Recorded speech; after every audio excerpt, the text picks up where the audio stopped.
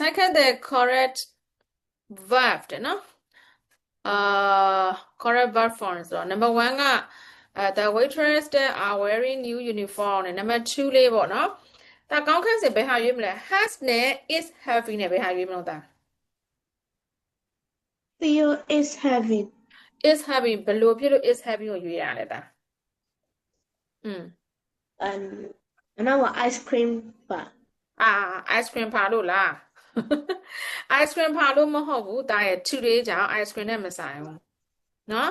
today ဒီနေ့သူ ice cream စားတာဒါကြောင့်မလို့ဆရာမတို့အဲ့ဒါကိုpresent continuous ကိုရွေးရတာနော်ဟုတ်ပြီကဲ number 3လေး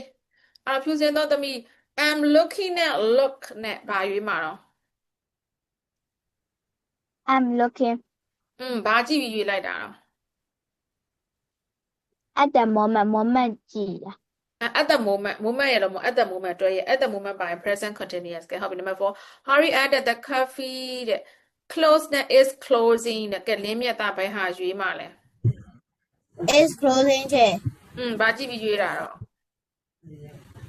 now ကြည့်ပြီးရွေးရချက် ဟုတ်ပြီ number 5 how often is your family coming does your family come here ဆို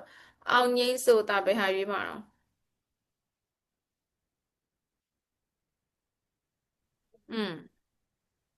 Does your family come